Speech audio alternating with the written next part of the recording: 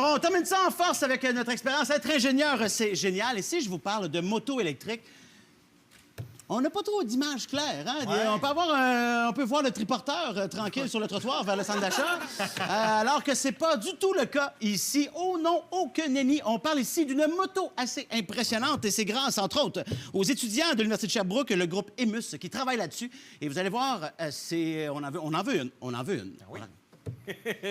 Et l'avantage, Stéphane, d'un véhicule électrique, c'est que contrairement à un véhicule à essence, on peut le faire fonctionner à l'intérieur. Nous avons donc le plaisir de pouvoir accueillir en fonction sur notre plateau cette moto électrique qui a été conçue par de jeunes ingénieurs de l'Université de Sherbrooke. Donc, elle est dans le corridor présentement et elle arrive. Et voilà!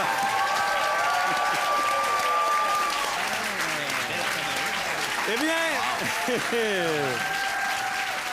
Cette moto électrique, on est très loin ici du triporteur sur le bord de la route, là, vraiment. Cette moto électrique a été conçue par de jeunes étudiants en génie de l'Université de Sherbrooke. Mais on peut se poser la question, à quel point la performance est-elle au rendez-vous ici? Eh bien, c'est justement le sujet de notre question. Selon vous, cette moto électrique peut atteindre une vitesse maximale de 100 km/h, 250 km/h, ou plutôt 500 km/h. Équipe, à vous de trancher. Ben, c'est les Bleus qui vont trancher cette dernière expérience de la soirée. Alors, quelle vitesse maximale peut atteindre cette moto électrique? Est-ce qu'on parle de 100, 250 ou 500 km/h, les Bleus? Moi, j'élimine tout de suite le 100. Ouais, ça, c'est 250, oui, mais je pense que 500, ça se peut. Eh boy! Écoute, je savais même pas qu'une moto pouvait aller jusqu'à 500. Là. Je savais que ça pouvait se rendre jusqu'à à peu près 300. 500, ça serait surréaliste. My God. Ben, vas-y avec 250 d'abord. Fait que moi, je suis pas dire que... Ah! Non, écoute... Vas-y. On va y aller avec C. On va y aller avec Ouais, C, 500 écoute, km/h. Ah ouais? On va faire confiance. Ah, il me met ça sur le dos. Ouais, tout ça, Jean-Michel. Fait que si jamais c'est pas ça, ça va être malaisant, Jean-Michel! Je suis Pierre Hébert. Du côté des rouges, maintenant. Oui, ben écoute, on élimine le 100 aussi. On veut du Oui. spectaculaire, je pense. hein? Oh, Qu'est-ce que t'en penses, là? 250, d'après moi, c'est atteignable. C'est le 500. C'est-tu beaucoup? 500, moi, je pense que c'est théorique. Là. À un moment donné, c'est pas le moteur électrique, mais tant que. Vitesse maximale peut atteindre la moto. Maximale théorique? Moi, Maximale j'ai déjà réelle. roulé à 380. Bon, Oui. bon. En vélo! Ça commence Ben à oui. rouler, là. Qu'est-ce que t'en penses? 250 ou 500? Vas-y, En montant Franck, de coach, je pense, hein? je te fais confiance. On va y aller pour 250. 250. 250? Pour faire oui, pour avoir une égalité. Oui. Et là, vous vous entendez, là? Vous êtes oui, ensemble? on a- Hey, buddy! On a C'est développé incroyable, une c'est chimie beau de après voir deux ça. questions. Mon Dieu, ça s'est retrouvé. Ben oui, c'est beau de voir ça. Yes. Tout le monde s'aime. Alors, est-ce qu'on a une bonne réponse, Martin? C'est à toi de nous le dire. Eh bien, Stéphane, comme la roue motrice de la moto est surélevée, on est capable de faire fonctionner la moto ici en studio. Allez voir ce que ça donne. Ça nous donne une certaine idée de sa puissance. Par contre, lorsque la roue motrice est surélevée de cette manière, on ne peut pas pousser la machine à sa pleine capacité.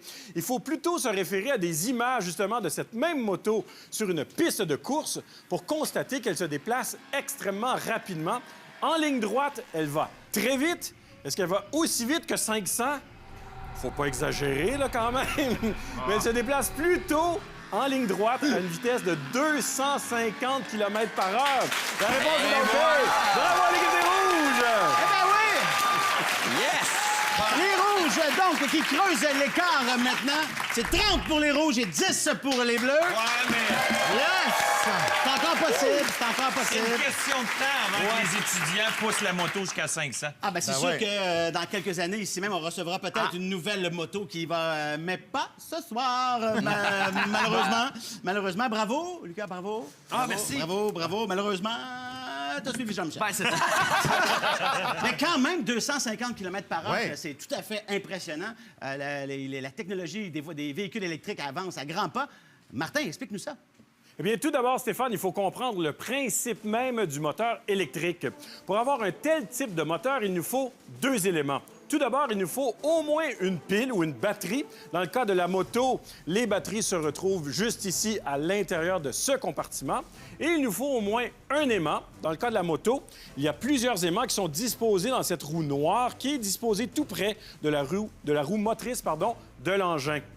Eh bien, lorsqu'on relie la pile à l'aimant, ce qu'on peut faire avec notre petit dispositif, on a relié une pile à un aimant à l'aide d'un fil électrique, eh bien, à ce moment, on a complété un circuit électrique. Le courant fourni par la pile sort de celle-ci par une des bornes, circule dans le fil, traverse l'aimant qui est un bon conducteur électrique, puis revient à la pile. Et en traversant le champ magnétique de l'aimant, le courant qui est fourni par la pile va générer une force. C'est cette force qui permet de mettre en mouvement l'aimant de notre dispositif. C'est aussi ce même type de force qui permet, dans un véhicule électrique, de mettre les roues en mouvement et donc de le faire avancer. Évidemment, en regardant tout ça, on comprend que le talon d'Achille d'un tel type de moteur, c'est la pile. C'est pourquoi il y a autant de recherches qui portent sur les piles, puisqu'on les veut plus puissantes et aussi capables d'emmagasiner une plus grande charge, ce qui va donner plus d'autonomie. Avec un tel engin, on comprend aussi que des véhicules électriques, contrairement à la croyance populaire, peuvent être très puissants. La preuve, les étudiants de l'Université de Sherbrooke se sont distingués, se sont illustrés en équipant leur moto du moteur électrique le plus puissant à ce jour sur une moto. Et ça inclut même les motos qui sont disponibles dans le commerce, imaginez. Et au contraire des autres équipes participant à des compétitions universitaires de motos électriques, l'équipe de l'Université de Sherbrooke a choisi non pas de modifier une moto existante, mais plutôt de bâtir leur propre moto de A à Z, ce qui leur a permis de disposer d'encore plus de place pour avoir une batterie encore plus puissante et donc une moto encore plus performante. La batterie qui alimente l'engin, donc qui est située juste ici à l'intérieur de ce compartiment, est composée de 9 modules, comme celui-ci, celui que montre Francis. Et dans chacun de ces modules, on retrouve 200 cellules électriques. Ça veut donc dire qu'il y a 1800 cellules électriques qui permettent de fournir l'énergie nécessaire pour cette moto électrique.